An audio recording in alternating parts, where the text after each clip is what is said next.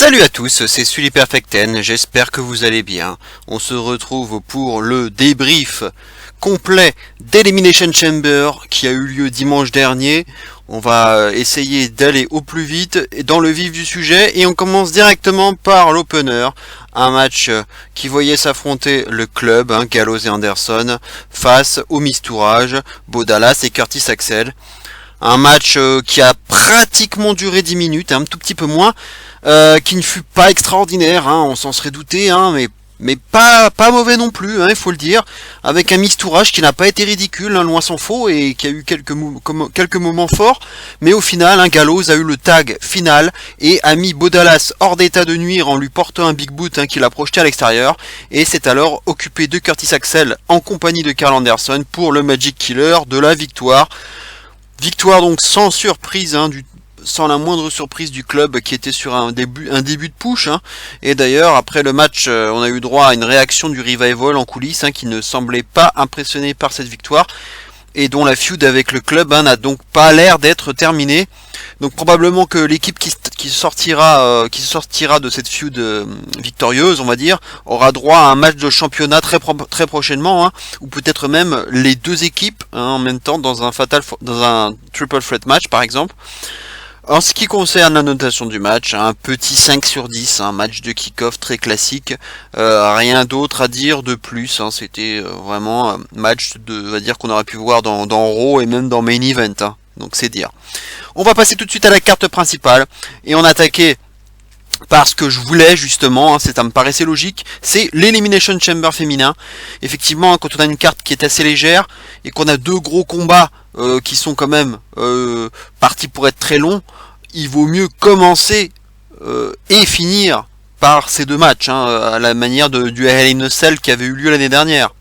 Et c'est exactement ce qu'ils ont fait, donc avec cette Elimination Chamber féminin, qui voyait s'affronter Alexa Bliss, la championne, Bayley, Sasha Banks, Sonya Deville, Mandy Rose et Mickie James pour le titre féminin de la WWE. Alors on va aller vite dans l'ordre de ce qui s'est passé. Bayley a commencé le match face à Sonya Deville. Première à sortir de sa cellule par la suite, Mandy Rose, et ça correspondait d'ailleurs à ce que je vous disais dans ma vidéo pronostic, savoir que j'aurais trouvé ça idiot de ne pas avoir Deville et Rose rassemblés durant le combat, ce qui pouvait permettre des attaques à deux notamment. Et c'est évidemment ce qui s'est passé, avec tout d'abord une Bayley qui s'en sort bien face aux deux filles d'Absolution, avant de céder petit à petit sous les assauts des deux filles. Donc là, à ce moment-là, Bayley est en difficulté.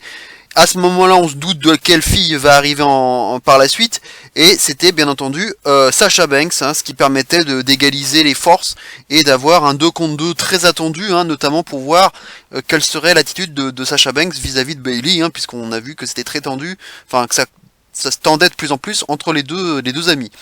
Et bien à ce niveau-là, Banks a été très agressive et a attaqué directement Absolution, elle a adopté du coup un comportement une attitude très clairement babyface dans son rôle, puisqu'elle vient à ce moment-là défendre son amie Bayley. Mais un peu plus tard, Mandy Rose sera la première à être éliminée sur un bank statement de Sasha Banks, alors que Bayley de son côté se chargeait d'écarter Sonya Deville, qui avait tenté d'intervenir pour empêcher ce bank statement d'aller à son terme. Du coup, Banks élimine Mandy Rose. Personnellement, c'était mon pronostic, je partais plus sur Mandy Rose en tant que première éliminée, donc ce n'est pas une surprise pour moi. Une première élimination qui sera tout de même intervenue après presque 14 minutes de combat, c'est quand même pas mal. On appréciera au passage le petit rictus de la part d'Alexa Bliss, bien contente d'avoir une concurrente en moins, sans avoir eu le moindre effort à fournir, et en plus avec son allié, Mickie James, qui n'était pas non plus encore entrée sur le ring. Troisième et avant-dernière fille à sortir de la cellule, justement Mickie James, auteur d'ailleurs d'une très belle performance dès son arrivée, où elle arrivera vite à se débarrasser de ses trois adversaires. Et un peu plus tard, Mickie James cherche à escalader la cage, d'abord empêché par Deville puis par Bayley, mais sans succès. James monte alors en haut d'une cellule et se jette les deux genoux en avant sur Deville avec un gros loot express. Et du coup, Mickie James élimine Sonya Deville, du coup deuxième éliminée, et donc l'Absolution à ce moment-là est complètement au pâquerette. Et d'ailleurs on peut d'ailleurs relever au passage que Paige a été complètement inexistante, hein. Elle a accompagné ses deux copines, et on ne l'a pas vu du tout, on n'a même pas vu la caméra sur elle, à l'extérieur du ring, on l'a pas vu du tout. Enfin, c'était qu'un détail, mais c'est vrai qu'on ne l'a pas vu du tout. Et autre détail, j'en profite aussi, on peut constater quand même que les grillages qu'on peut voir habituellement au sol, autour du ring, étaient protégés par un matelas, enfin en tout cas un tapis assez épais quand même. Donc on peut dire que c'est bien d'avoir quand même autorisé, en tout cas d'avoir permis ce premier Elimination Chamber de l'histoire féminin, mais ils sont quand même pas allés jusqu'au bout de l'idée, hein. En mettant à découvert, on va dire, les cages, enfin les grillages à l'extérieur, tout autour du ring. Donc il y a encore du boulot avant d'avoir vraiment un Elimination Chamber au niveau vraiment à niveau complètement égal par rapport à celui des hommes, hein. Voilà pour la parenthèse. Donc Devil est éliminée, mais alors qu'elle n'était même pas encore sortie de la cage, Mickie James se fait enchaîner par un backstabber de la part de Banks, suivi d'un Bayley to Bayley, porté par Bayley donc, pour le compte de 3. Et oui, Mickie James est donc déjà éliminée, aux grandes dames, hein, d'Alexa Bliss, toujours enfermée dans sa cage. Personnellement, j'étais un peu surpris, je dois dire, par cette élimination, hein, parce que je m'attendais quand même à une interaction entre Bliss et James, hein, les deux amis, on va dire, de circonstance, avec potentiellement, hein, ce que j'attendais, une trahison de Bliss sur James. Alors peut-être que ça arrivera plus tard, je n'ai pas regardé non plus Raw, hein, donc je peux pas vous dire si s'est passé quelque chose du coup entre ces deux-là, mais j'étais un peu déçu qu'il n'y ait pas eu d'interaction entre les deux filles. Ensuite donc on se retrouve donc avec plus que 3 filles, Bayley, Banks et Bliss. Bliss qui donc justement sort à son tour de sa cellule, ou du moins tente de fuir, hein, poursuivi par le duo Bayley et Banks, hein, qui avait donc décidé de faire alliance, hein, ce qui était logique. Ça joue donc là à ce moment-là au jeu du chat et de la souris. On escalade, on descend, on réescalade à nouveau la cage. Mais Banks parvient finalement à contrer Bliss, hein, du haut d'une cellule. Banks tend alors la main à Bayley pour l'aider à monter sur la cellule, hein, pour du coup avoir un 2 contre 1 en haut de la cellule. Mais à ce moment-là, Banks donne un coup de pied directement sur Bayley, qui la fait redescendre en bas. Et oui, c'est un peu la petite surprise, ou en tout cas demi-surprise on va dire. Le public est aux anges, hein, et tout le monde attendait ça, hein, de la part de Banks. On attendait justement de voir s'il allait pas avoir une trahison, ou un heel turn de la part de Banks. Forcément, c'était ce qu'on attendait. Alors ça restera confirmé bien entendu, hein, à partir des jours à venir. Alors pareil, hein, j'ai pas vu Raw, donc on verra si ça se concrétise véritablement ce heel turn, ou si c'était, on va dire, juste pour les circonstances du match, puisque c'est quand même du chacun pour soi, hein. Ça devient alors en tout cas à ce moment-là très tendu entre les deux filles, Banks et Bayley, qui se frappent alors violemment, hein, ça a été très tendu entre les deux, ce qui profite bien évidemment à ce moment-là à Alexa Bliss, hein, qui peut intervenir en sournoise à tout moment, et c'est d'ailleurs justement ce qui arrive, avec Bayley qui porte d'abord un Bayley to Bayley sur Sasha Banks de la deuxième corde, mais à ce moment-là Bayley ne capitalise pas, n'a pas le temps de capitaliser en tentant le tomber. Bliss arrive par derrière avec un petit paquet sur Bayley et porte le petit paquet jusqu'au compte de 3. On a donc une finale Bliss versus Banks. Bayley bien sûr est bien sûr très déçue, hein, elle sort du ring très déçue.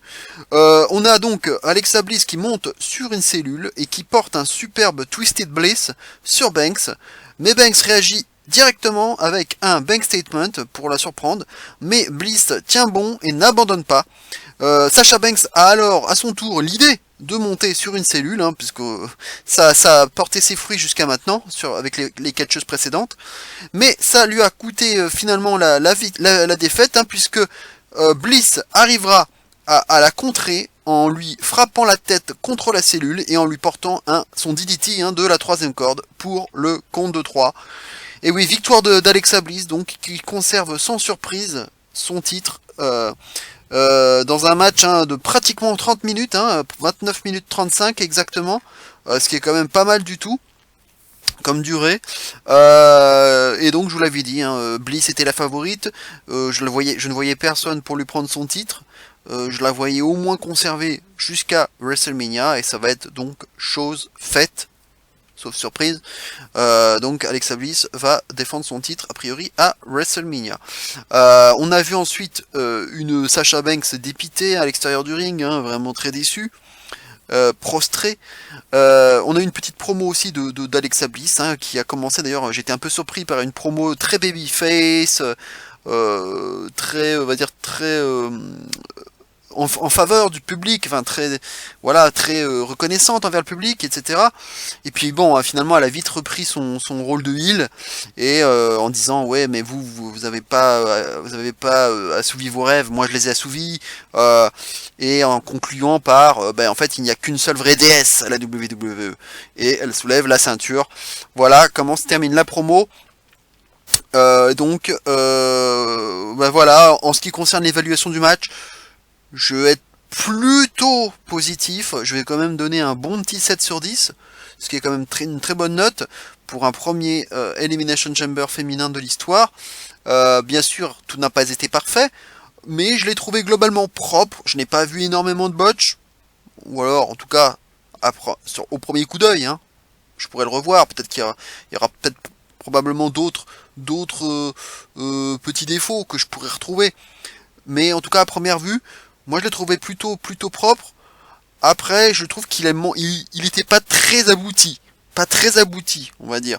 Je trouvais que c'était un petit peu le minimum syndical. Ils nous ont fait, on va dire, les bases, c'est-à-dire mettre Absolution en même temps sur le ring, avec quand même des attaques à deux, donc notamment sur Bayley au début. Après ça a été un peu plus compliqué, puis une fois que Sasha Banks est arrivé, ça a été beaucoup plus difficile pour Absolution, et puis Mandy Rose s'est vite fait éliminer. Donc malheureusement Absolution n'a pas pu faire grand chose, hein, à part donc sur Bayley au début. Ça, du coup ça a été un petit peu rapide. Le duo Banks-Bayley, on en attendait beaucoup forcément. Ils l'ont fait. Ils ont fait quand même une mini trahison, une petite trahison, on va dire, avec Banks, pardon, qui donne un coup de pied à Banks, pardon, qui donne un coup de pied à Bayley, et du coup qui joue sa carte personnelle. C'est pour ça, comme je vous disais, il faudra attendre de voir si c'est un véritable heel turn ou si c'est juste pour les circonstances du match, puisqu'il s'agit d'un match où c'est chacun pour sa gueule, c'est comme le Rumble, où d'ailleurs Banks avait éliminé Bayley. C'est intéressant d'ailleurs à noter. Elle avait éliminé Bayley du Rumble, et là elle lui fait une petite trahison pendant l'Elimination Chamber. Donc ça fait quand même 2 fois que Banks, on va dire, trahit ou en tout cas surprend Bayley. Donc ça sera quand même quelque chose à voir. Mais du coup, Bayley n'a pas pu prendre sa revanche. Hein. Elle a failli le faire en éliminant Bayley, en éliminant Sasha Banks.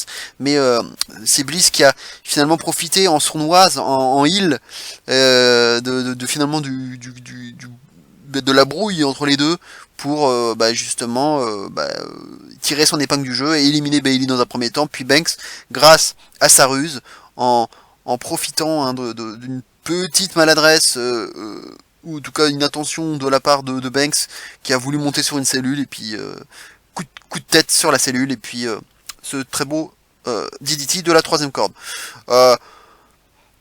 Et une petite déception avec, comme je vous disais tout à l'heure, pas d'interaction entre Bliss et James. J'aurais aimé qu'il y en ait une aussi pendant le match. Je m'attendais vraiment à une trahison de la part de Bliss sur James. Ça arrivera peut-être plus tard, dans Raw, donc que je n'ai pas encore vu, ou plus tard. Ça c'est un peu dommage. Voilà, c'est un peu dommage. C'était pas très abouti. C'était un peu le mot d'ordre, mon gros défaut de ce match. Manque d'aboutissement, de pas aller assez au bout des choses. C'est dommage. On avait un match d'une demi-heure, donc il y avait de quoi faire. Les éliminations des 2 filles d'Absolution en premier, ça paraissait logique parce que c'était pas les favorites, c'était pas celles qu'on attendait, mais voilà, il manquait quelque chose entre Bliss et James, ça m'a un peu déçu. Le reste, ça a été un peu survolé. Sinon le match a été relativement propre. Il y a eu des beaux moves, un joli Twisted Bliss de la part de Bliss, donc de la cellule. Il y a eu ce Loot Express de Mickie James du haut d'une cellule également. Il y a eu quand même des petites choses sympatoches. Voilà. Mais c'était pas foufou. Mais ce 7 sur 10, on va dire c'est un 7 d'encouragement quand même. parce que ça n'a pas été si dégueulasse. Moi j'avais surtout peur des botches. Il n'y en a pas trop eu, ça a été assez propre globalement. C'est surtout au niveau du scénario où ils auraient pu aller un petit peu plus au bout des choses. Voilà ce que je pouvais dire sur ce match et sur cet opener qui était quand même de bonne facture pour lancer le show. Ici je pense qu'il fallait faire. Match suivant donc, The Bar contre Titus Worldwide pour les titres par équipe de Raw. Un match qui aura duré 10 minutes à peu près. Match, on va dire, d'un niveau Raw, pas un niveau pay-per-view, ça c'est sûr. C'est un match qui se laissait regarder. Moi, je l'ai regardé avec, on va dire, avec plutôt bienveillance, on va dire. Il y a eu des bonnes choses, des bons moves. Titus a eu un bon passage, il a eu le hot tag, il a mis du temps à se faire. Il y a eu un moment un peu long, j'ai trouvé un peu longuet entre Sheamus et Apollo qui du coup se repoussaient l'un et l'autre pour essayer de faire le tag et c'était un peu long ce passage et au final une fois que Titus a fait le hot tag, bon il a pris un peu il a pris un peu l'avantage, l'ascendant. Un moment que j'ai trouvé sympa, c'est quand Sheamus est monté sur la troisième corde mais a glissé, le public s'est moqué et c'est ce que j'aime bien, c'est les moments de spontanéité comme celui-ci où Sheamus du coup fait avec son doigt non, je suis pas tombé là, je suis pas tombé, non. Enfin c'est un moment sympa, mais ça aurait pu lui coûter le match puisque après il s'est fait contrer dans la foulée par un Clash of the Titles. Heureusement Cesaro est intervenu, j'ai vraiment cru qu'ils allaient perdre à ce moment-là et au final il y a eu, on va dire, une combinaison. Enfin, il y a eu deux combattants chacun de leur côté, à l'extérieur et à l'intérieur du ring. Cesaro qui a réussi à projeter Titles contre le poteau à l'extérieur du ring et on a vu Sheamus avec Apollo. Apollo voulait porter son finisher, son sit-out powerbomb, mais du coup il y a eu un blind tag. Du coup Sheamus qui reculait vers la corde et du coup il a tapé en même temps Cesaro qui est vite arrivé avec un petit balayage derrière, un petit coup de bélier sur la jambe du coup qui a tordu la jambe de Titus et là bon travail à deux, projection dans les cordes sur Titus sur Apollo pardon et une combinaison avec un white noise accompagné par un springboard de la part de Cesaro pour le compte de 3. Donc Cesaro qui couvre Apollo. Victoire, conservation des titres de la part de The Bar. Je vous l'avais dit, c'était la logique. Ils étaient champions depuis pas longtemps. J'aurais été quand même surpris de voir le Titus Worldwide champion. Même si voilà, ils avaient battu 2 fois The Bar dernièrement. Voilà, c'était je pense plus dans le but de trouver des aspirants numéro 1 crédibles, le fait de les avoir battus 2 fois, et voilà, pour qu'il y ait un adversaire pour The Bar, mais qui était un adversaire de transition. Je vous avais dit, il y avait éventuellement un seul argument en faveur de Titus Worldwide, c'est que Titus a un travail caritatif qui plaît bien en interne, notamment à Vince, et puis c'est le mois des Noirs aux États-Unis, donc qu'il célèbre, donc ça aurait pu être éventuellement un argument. Mais non, ils ne l'ont pas fait. Mais le match a été honnête. Mais pas foufou, mais honnête. Voilà. Je lui donnerai la note de 6 sur 10. Voilà. C'est pas un match dont on se souviendra longtemps. Mais un match, on va dire, moyen, mais qui vaut pas un pay-per-view, ça c'est sûr. Mais j'attends quand même une adversité beaucoup plus importante pour The Bar, notamment The Revival et peut-être du coup le club s'il revient un peu sur le devant de la scène comme cela semble être le cas en ce moment. On va passer maintenant au match suivant entre Asuka et Nia Jax avec une stipulation si Nia Jax gagnait ce match, elle s'ajoutait au match de championnat d'Asuka à WrestleMania mais du coup pour le titre féminin de Raw. C'était d'ailleurs une stipulation bizarre, puisque à la base ça aurait dû être qu'elle s'ajouterait au match de championnat d'Asuka, mais ils n'avaient pas précisé au début que ce serait pour Raw, et là ils l'ont dit avant le match que ce serait donc du coup pour le titre de Raw qu'elle s'ajouterait à ce match, ce qui pouvait sembler bizarre, puisque comme je vous disais, Je vois plus Asuka se diriger vers Charlotte. Et puis en plus, Asuka n'a toujours pas décidé, elle n'a toujours pas officiellement dit vers quel titre elle se dirigerait. Donc nous dire que Nia Jax peut s'ajouter au match de championnat d'Asuka pour la ceinture d'Euro, je trouve ça un peu débile, hein, puisque Asuka n'a toujours pas décidé. Et pendant le match d'ailleurs, on a vu même Alexa Bliss regarder le match avec sa ceinture là. Donc ça fait très bizarre de voir ça, alors que Asuka n'a toujours pas décidé et elle n'a jamais dit qu'elle allait tenter de prendre le titre d'Euro à WrestleMania. Hein, donc c'est assez étonnant. Au passage, d'ailleurs, je reviens sur quelque chose que j'avais dit dans ma vidéo pronostic. Hein. J'avais un petit pari fou, c'était d'intégrer Nia Jax à l'Elimination Chamber. Mais là, évidemment, étant donné que l'Elimination Chamber a ouvert le show, forcément, ce n'était plus possible. Étant donné que Nia Jax avait son match face à Asuka. Donc, du coup, ce scénario tombe à l'eau. Mais en tout cas, ça aurait été drôle qu'une 7ème participante s'ajoute à ce match. Mais bon, ça n'a pas eu lieu. Tant pis. Un match qui au final n'aura pas été très très long, hein, puisqu'il aura duré exactement 8 minutes 11. On aura vu exactement ce qu'on attendait des deux filles, hein, c'est-à-dire une Asuka rapide, technique, et d'un autre côté une Nia Jax vraiment en force, qui aura vraiment utilisé toutes ses armes de puissance. Donc ça se mariait bien, je trouve, le mariage des deux. Entre la force et la vitesse. Nia Jax a quand même beaucoup mis en difficulté Asuka, hein, qui en a quand même pris plein la figure. Et en fait, le moment de fin, on va dire, c'est quand j'ai vu ce qu'on allait voir, j'ai tout de suite compris que ça allait se terminer comme ça, c'est-à-dire on voit Nia Jax en position de powerbomb, hein, de prendre Asuka entre ses jambes pour lui porter un powerbomb, et là elle désigne le logo de WrestleMania, elle lui dit je vais aller à la WrestleMania, je vais y aller.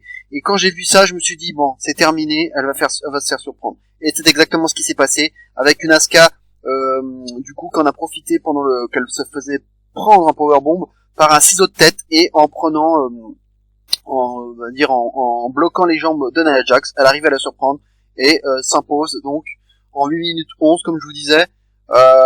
Mais elle se fait juste attaquer par derrière dans la foulée, et elle se fait même complètement balancer derrière à travers les barricades à l'extérieur du ring, hein. Ça a été un gros spot, du coup, que dire du match?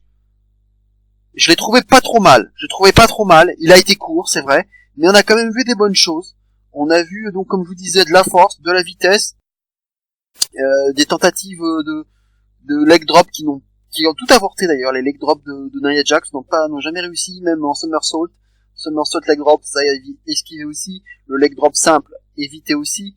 L'Asuka Lock, tenté aussi, mais ça n'a pas marché non plus de la part d'Asuka, qui a réagi avec force comme d'habitude. Donc il y a quand même eu de belles choses, au final, même si ça a été court, j'ai plutôt apprécié le match. Ça a été plutôt sympathique à voir. Surtout, ce qui me contente, ce qui me satisfait, c'est ce que je vous avais dit dans les vidéos pronostiques. Ça m'aurait embêté de voir une Nia Jax qui est décrédibilisée, qui paraît faible, alors qu'elle elle remontait, elle était redevenue un peu buildée comme quelqu'un de badass. On l'a vu, hein, après l'histoire avec Enzo Amore, ils l'ont reconstruite un peu comme une menace. Donc j'aurais trouvé ça dommage qu'elle se fasse battre très vite, ou alors de façon claire, nette et précise.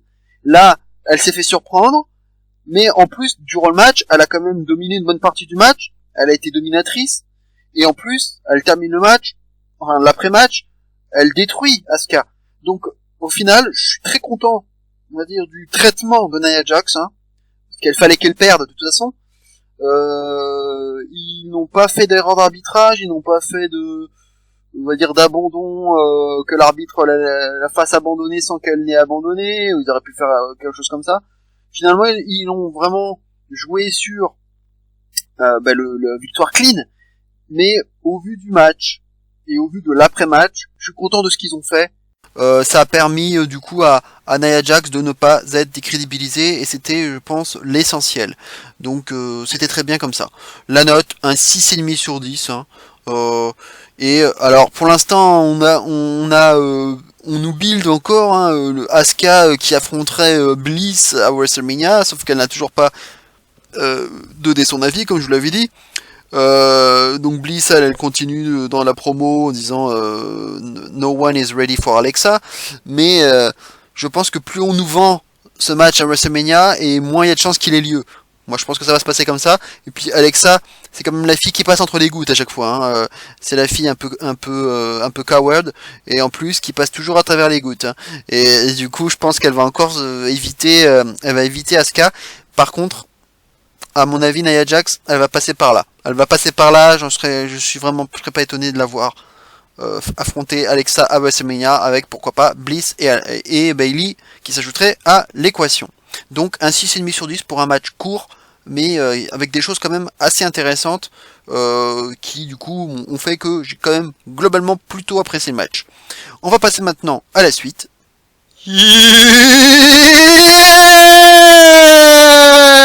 Oh, et oui, vous avez deviné, hein, c'est Matt Woken Hardy face à Bray Wyatt. Un match attendu par le monde entier. Hein. Ça, tout le monde attendait ce match avec impatience. Et d'ailleurs, on peut dire que j'ai été visionnaire, hein, puisque dans ma vidéo pronostic, je parlais d'un match d'environ 10 minutes. Et bien, c'est exactement ce qui s'est passé, hein, à 5 secondes près, je crois.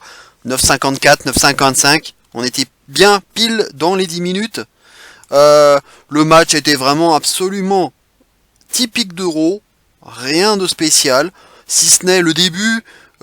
puisque Bray Wyatt n'est pas entré comme d'habitude, il y a eu son petit clip habituel, et tout de suite il est arrivé sur le ring, sauf que Matt Hardy avait disparu, il n'y avait que son manteau sur le ring, donc un peu de mind game pour commencer, ça c'était sympa, c'était un peu original. Et puis après, on a entendu du coup Matt Hardy au micro, mais sans qu'on le voie, s'adresser à Bray Wyatt en lui disant... tout d'abord, yeah, you fade away and classify yourself as absolute. Voilà, il l'a répété 2 fois, un peu de mind game, et puis voilà, Bray Wyatt le cherchait, il a regardé sur le ring, il le trouvait pas, ça l'énervait, et puis il l'a attaqué par surprise, du coup, Matt Hardy, et le match a enfin pu commencer, voilà, avec des petites phases favorables aux deux, des tentatives de Twist of Fate qui ne réussissait pas, tentative aussi de Sister Abigail qui ne marchait pas non plus, des esquives donc, et puis finalement Matt Hardy parvient à éviter le Sister Abigail, et du coup à s'imposer avec un Twist of Fate porté très très rapidement, pour donc le compte de 3, victoire comme je vous l'avais dit dans mon pronostic, victoire de Matt Hardy, hein, puisqu'il avait quand même perdu au Raw 25, donc ça aurait été un peu embêtant qu'il perde pour la deuxième fois. On va dire que j'avais hésité après ma vidéo, j'avoue que j'avais hésité, parce que je me suis dit, tiens, il pourrait peut-être préparer un Brother Nero, un retour de Brother Nero, hein, de Jeff Hardy, il pourrait peut-être préparer ça pour WrestleMania. Et du coup je me suis dit peut-être que finalement Bray Wyatt gagnerait son match, et du coup on préparait autre chose, et du coup un retour de Brother Nero pour affronter Bray Wyatt, et donc prendre un peu la suite de son frère, et du coup avoir quelque chose à WrestleMania entre les deux. C'est peut-être pas impossible que ça se fasse, hein, et puis je n'ai pas vu Raw, hein, donc peut-être que Brother Nero a fait sa réapparition, on sait jamais, mais du coup le fait que Hardy ait gagné, on peut se dire, bon, match nul balle au centre, donc on peut se dire, il va y avoir un truc énorme, un match spécial, comme je l'avais dit, un compound ou autre, avec peut-être Brother Nero, justement, qui va intervenir dans l'histoire. Donc j'ai hâte de voir ce qui va se passer, peut-être un Sister Abigail aussi, tiens, depuis le temps qu'on en parle. Bref, il y a des choses à faire, et je pense que tout va se terminer à WrestleMania, puisque visiblement, avec une victoire de Matt Hardy, après qu'il ait perdu à Raw 25, je pense que ça ne termine pas, je pense, la rivalité. Il va encore y avoir d'autres choses, puisqu'en plus le match a été assez classique, hein, il n'y a pas eu de choses extraordinaires, et moi je pense que pour finir une rivalité comme celle-ci, vu leurs univers respectifs, il faut faire quelque chose de spécial pour clore une bonne fois pour toutes cette rivalité. En ce qui concerne le match, un petit 5,5 sur 10 hein, pour un match très classique, très basique d'Euro. Voilà, j'ai pas surkiffé ce match, quoi. On peut pas dire grand chose de plus sur ce match. Allez, on va passer maintenant à la suite. Un moment qui était très attendu puisque c'était enfin la signature de contrat de Ronda Rousey hein, à la WWE. Hein, ça y est, on attendait ce segment. Et alors dès le début, on a été fixé puisqu'on a vu Kurt Angle arriver, puis Triple H et Stephanie McMahon. Alors là, on a eu la totale. Je m'attendais plutôt à voir juste Stephanie, et là on a carrément eu Triple H avec elle. Et en plus Kurt Angle, donc on a eu tout le monde, toute la direction, on va dire, de Raw et même de la WWE. Il manquait plus que Vince, on va dire. Et du coup, quand on voit ça, on pouvait déjà avoir un petit aperçu de ce qui pourrait se passer à WrestleMania. Hein. Déjà rien que quand on a vu les personnes en présence. Et donc du coup, petite présentation, Ronda émue, voilà, qui se présente plus comme une babyface à ce moment-là, mais un public très partagé hein, quand même, hein, déjà. Très partagé entre sifflets et quand même des encouragements Ronda Rousey et quand même aussi quand même des sifflets. C'est déjà très partagé. Et on a retrouvé et au moment donc où elle allait signer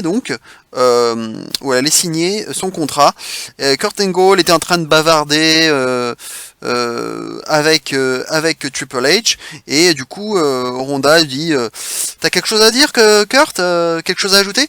Et c'est là qu'il a commencé un peu à troller, on va dire, à provoquer en disant ça fait quand même des années qu'on parle de toi, depuis que je suis arrivé, depuis que je suis de retour à la WWE, on parle de toi, et en plus, bon, il botche, à un moment donné, il parle de WrestleMania 21, alors qu'en fait, après, c'était WrestleMania 31, où il fait mention, donc, justement, du moment où, à WrestleMania 31, elle a tordu le bras hein, de Stephanie avec le Rock, on s'en souvient, et du coup elle dit oui en fait Stephanie et Triple H ils ont essayé de te manipuler en fait, et c'est là qu'il a essayé de foutre un peu la merde. Évidemment Ronda n'a pas aimé, elle s'est mise à douter, du coup elle n'a signé pas son contrat.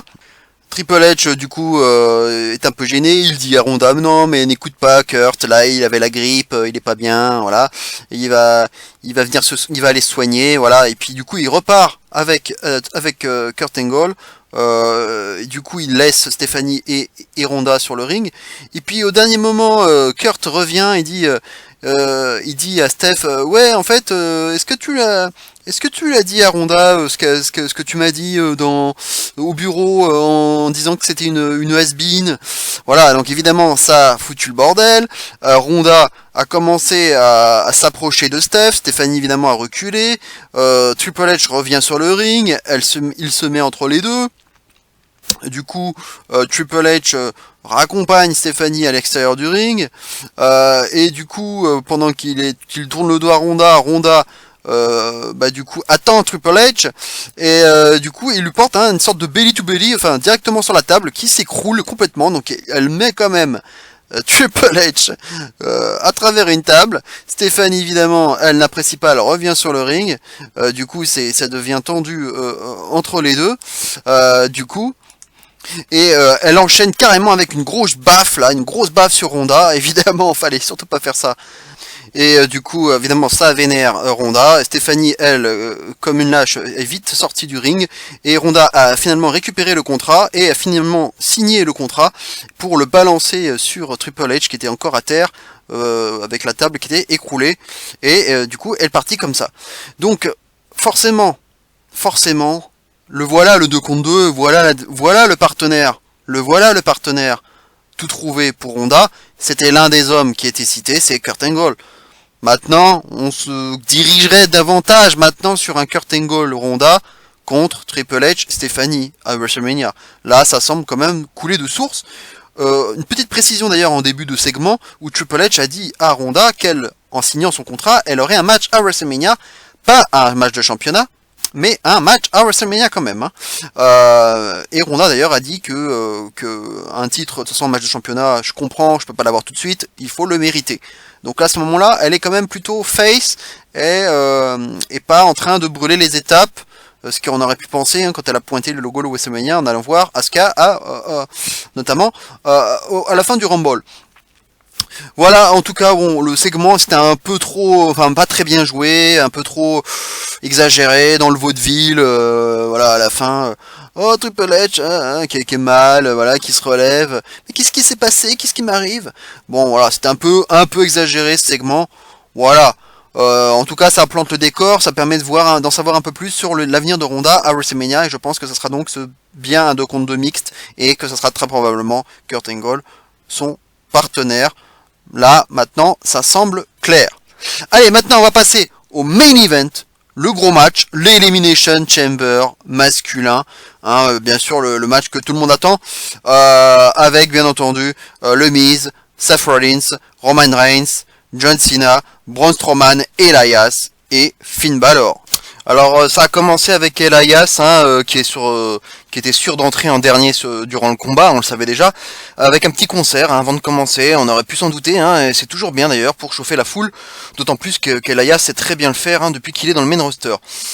Strowman, Cena et Reigns accompagnent ensuite Elias chacun dans leur cellule, ce qui veut dire que le match du coup démarre avec le Miz, on le savait déjà aussi qu'il allait démarrer, Finn Balor et Seth Rollins donc, qui sont les trois démarrés.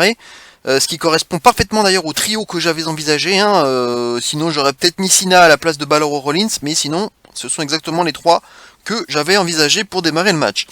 A noter que finalement la protection qu'on a pu voir, le petit matelas qu'on a pu voir chez les femmes sur le grillage tout autour du ring était toujours de mise pour les hommes. Finalement, tout le monde a été logé à la même enseigne, bon, c'est une bonne chose, mais du coup, je trouve que c'est dommage parce que ça enlève quand même un peu le sel du Chamber Match, quoi, avec ces projections sur les grillages qui donnent toujours un côté vraiment impressionnant au combat. Donc, alors peut-être qu'ils veulent désormais protéger les lutteurs et prévenir des éventuelles commotions ou d'autres blessures. C'est la seule explication que j'aurais à ça, mais c'est quand même dommage, je trouve. Ça enlève quand même un petit peu de magie, du sel et de l'intérêt des Chamber Match. Voilà pour la parenthèse. Quatrième homme qui est entré ensuite sur le ring, c'est John Cena, qui se confronte alors à Seth Rollins, qui venait de l'avoir battu à Raw durant le Gauntlet Match. Cinquième homme à rentrer, Roman Reigns, le grandissime favori. Arrive alors un passage marrant durant lequel Balor, Cena, Rollins et Reigns sont à genoux et le Miz demande alors au public qui sera la victime de ces Yes Kicks. Le public a vraiment bien marché et était à fond et était surtout favorable à Cena et à Reigns pour être les victimes en question. Finalement tout le monde y aura eu droit, mais un peu plus Reigns à la fin. Sixième et avant-dernier homme à entrer, on le devinait forcément puisque Elias était assuré d'entrer en dernier, c'est donc Braun Strowman, ce qui a d'ailleurs valu à Reigns d'interrompre sa préparation de Superman Punch afin de se confronter à Braun. Le Miz tente tout de suite de fuir, bien évidemment, mais Strowman avec une grande agilité parvient à monter en haut d'une cellule afin de rattraper le Miz et lui frappe ensuite plusieurs fois la tête contre le plexiglas. Puis il balance carrément le Miz sur tout le monde du haut de la cellule avant de lever les bras et de pousser un énorme Braun.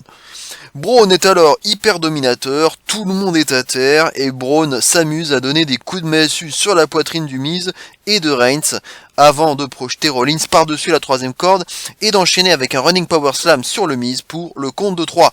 Donc sans trop de surprise, le Miz est le premier éliminé du match, ce qui peut peut-être préparer un match dont on parle beaucoup entre le Miz et Braun à WrestleMania pour le titre intercontinental. C'est bien sûr quelque chose à surveiller de près dans les jours à venir.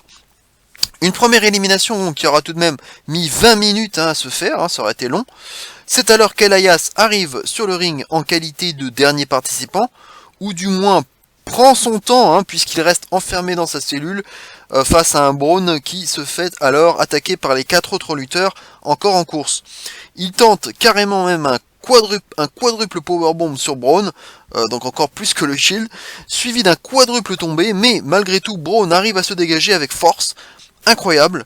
Braun se prend alors un double A de la part de Cena et se dégage à 1, carrément, puis un spear de Reigns, dégagement à 2, puis un curb stomp de Rollins et un coup de grâce de Balor. Et Braun finit alors sur le côté du ring, ce qui m'a frustré d'ailleurs, parce que à ce moment-là, aucun tombé n'a été réalisé sur Braun, ce qui est dommage, que ça aurait pu permettre d'avoir au moins un kick-out sur tous les finishers des uns et des autres, ce qui aurait rendu Braun encore plus invincible. Donc c'est dommage. Au lieu de ça, les autres lutteurs se sont battus alors entre eux. Tout le monde est alors à terre. Et c'est à ce moment-là que Elias décide d'entrer en jeu en tentant 4 tombées sur 4 lutteurs différents, mais en vain. Et finalement, peu de temps après, alors que Braun est revenu dans le match, Elias évite une avalanche de Braun qui atterrit contre le poteau. Et Elias tente alors de porter Braun sur ses épaules, mais Braun est beaucoup trop lourd et retombe du coup sur les cervicales d'Elias. Et Braun enchaîne avec un running power slam pour le compte de 3. Donc Elias, deuxième éliminé du match, ça paraissait aussi logique. Du coup, on finit avec les 5 favoris du match: Reigns, Braun, Cena, Rollins et Balor. Petite sensation alors, avec Cena qui plonge sur Braun, mais se fait agripper en plein vol par Braun avec un nouveau power slam pour le compte de 3. Et oui, comme on s'en doutait, hein, la mauvaise passe de Cena continue. Il ne verra donc pas le main event de WrestleMania cette année. Peut-être que le Taker lui donnera rendez-vous. Ça reste à voir. Je n'ai pas vu Raw, donc on verra bien. En tout cas, dans le Raw Talk qui a suivi le show, Cena a fait une belle promo, montrant beaucoup de déception et remettant en question son avenir. Et se rendant compte qu'il n'aura peut-être aucun combat à WrestleMania. Donc du coup j'ai hâte de voir pour à Raw, le Raw qui a suivi, pour voir si Taker est venu le voir ou pas, ou le défier. En tout cas, pour moi on s'y dirige clairement. Revenons au match. Balor a alors un bon moment lorsqu'il s'attaque à Braun, réussissant même un coup de grâce sur la nuque de Braun, mais malgré tout Braun se dégage. Balor arrive même à porter un coup de grâce sur Reigns, mais se fait surprendre juste derrière par Braun avec un nouveau power slam pour le compte de 3. Et oui, incroyable, Braun vient d'éliminer le Miz, Elias, Cena et Balor à lui tout seul. 4 éliminations. Braun est tout simplement imprenable dans ce match. On se retrouve alors avec les deux potes, Reigns et Rollins, contre Braun l'invincible. Les deux attaquent alors Braun et arrivent à l'affaiblir. C'est alors que Rollins tente quand même un coup de poker en attaquant Reigns, mais les deux finissent à terre après un buckle bomb de Rollins suivi d'un Superman Punch de Reigns. Rollins monte alors en haut d'une cellule et tente un frog splash après que Braun eut reçu un Samoan drop de Reigns, mais Braun donc, qui a reçu donc le frog splash se dégage quand même, c'est incroyable. Rollins tente alors un nouveau Kurt Stomp sur Braun, mais se fait cueillir par un énième power slam de Braun pour le compte de 3. Et oui, absolument dingue, 5e élimination de la part de Braun qui détruit toute concurrence, c'est carrément du jamais vu dans l'histoire de l'Elimination Chamber. 5 éliminations. On se retrouve du coup avec une finale entre Reigns et Braun. On l'attendait bien sûr ce spot qui n'était toujours pas arrivé, mais Braun fonce sur Reigns qui faisait face à une cellule et esquive de Reigns. Du coup, Braun se retrouve carrément en train de transpercer la cellule et de la défoncer. Reigns multiplie alors les Superman Punch et réussit un spear, mais Braun se relève tout de suite.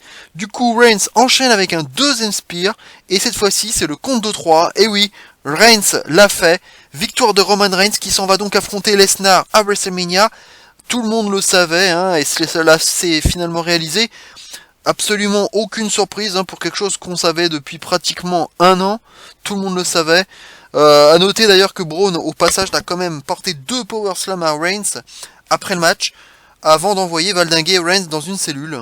Le show s'est d'ailleurs terminé ainsi, donc Braun a vraiment été hyper mis en valeur, c'est le moins qu'on puisse dire. La notation du match, un bon 7,5 sur 10 pour moi, pour un main event que j'ai trouvé assez solide, comme on pouvait s'en douter, le plateau était beau, c'était un Elimination Chamber, donc on pouvait se douter quand même que ça allait être quand même plutôt animé et sanglant. Il y a eu des spots, et de la destruction en tout cas, et après il y a quand même quelques défauts, il y a des choses qui m'ont posé un peu problème, notamment évidemment le manque de suspense, car malgré les affaires de dopage qui planaient autour de Reigns, on le sait, je n'ai jamais vraiment douté de la victoire de Reigns, même avec Braun face à lui en finale. Braun d'ailleurs, justement, c'est mon deuxième problème de la soirée. Certes, il est over depuis un moment, et c'est normal qu'il ait une belle exposition, mais j'ai trouvé ça un peu too much quand même. 5 éliminations sur 6 qui venaient de la part de Braun, ça me paraît quand même beaucoup trop, et c'est surtout du jamais vu dans un Elimination Chamber. Et puis son finisher, je le trouve un peu trop light pour un destructeur comme lui, et j'ai du mal à croire que personne n'arrive à se relever de ça, d'un simple running power slam. Pour moi, il y a un problème de cohérence là-dessus. Le Miz et Elias auront été assez discrets. Cena aussi, en fait.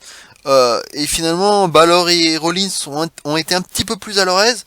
Mais la force de Braun, l'omniprésence de Braun dans ce match, les a complètement éclipsés au final. Et la fin aussi m'a un peu gêné avec un Reigns qui porte plusieurs coups à Braun sans que celui-ci ne réagisse une seule fois, finissant par 2 spears consécutifs pour la victoire finale. Alors que j'attendais à ce moment-là quand même une petite réaction, un petit contre de la part de Braun, qui finalement n'est jamais venu. Je me demandais quand même comment Braun serait éliminé. J'ai pensé une attaque à plusieurs, voire une attaque venue de l'extérieur, d'un homme qui serait peut-être rentré dans la cage pendant qu'un lutteur se faisait éliminer.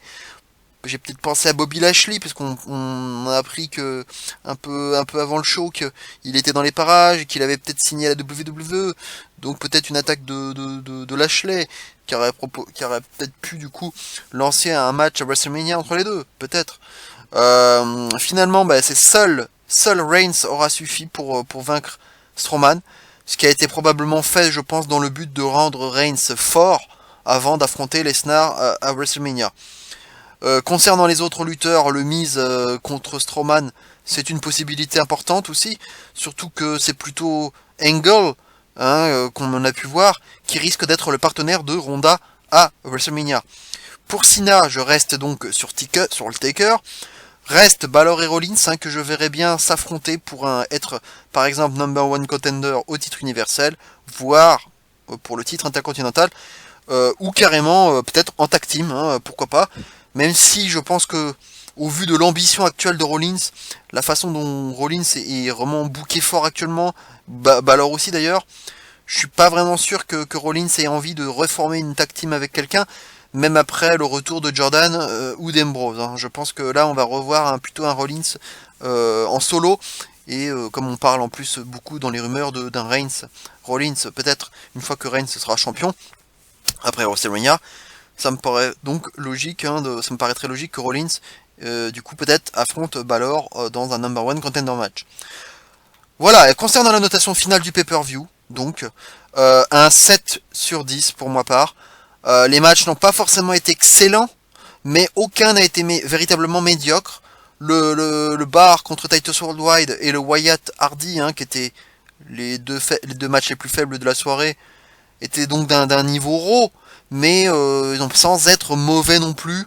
Les 2 Chamber matchs ont été très corrects, et le Nia Jax Asuka, bien qu'assez court, aura quand même été aussi intéressant à voir. Le segment avec Ronda n'était pas le meilleur moment de la soirée, c'est sûr, on est d'accord. C'était quand même assez mal joué, globalement grotesque, mais comme ce n'était pas un match, on va dire que je vais être plutôt indulgent par rapport à ça. On commence quand même à y voir un peu plus clair aussi pour WrestleMania, même s'il reste encore quelques petits doutes à lever.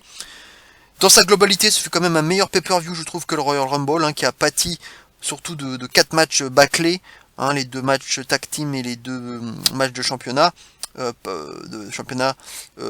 universel et WWE. Et les matchs ont été globalement plus médiocres que n'importe lequel des matchs de l'Elimination Chamber. Voilà donc pour globalement le bilan de ce show. Donc il y a eu des bonnes choses et des moins bonnes choses. Globalement, ce fut quand même plutôt un bon show. Voilà. Je trouve que ça n'a pas été si mal que ça. Et puis ça aurait été quand même le dernier pay-per-view spécifique à Raw. Il faut le rappeler, avant le dernier pay-per-view spécifique à SmackDown, qui sera donc Fastlane, déjà dans moins de 2 semaines. Voilà, c'est terminé pour cette review. J'espère que ça vous aura plu. On se retrouve très bientôt pour d'autres news, une autre vidéo, on verra bien de quoi ça parlera. Peut-être que ce sera Fastlane ou peut-être autre chose sur l'actualité, peut-être sur le dernier Monday Night Raw. On verra ça le week-end prochain.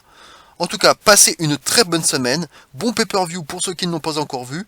Et on se donne donc rendez-vous très bientôt.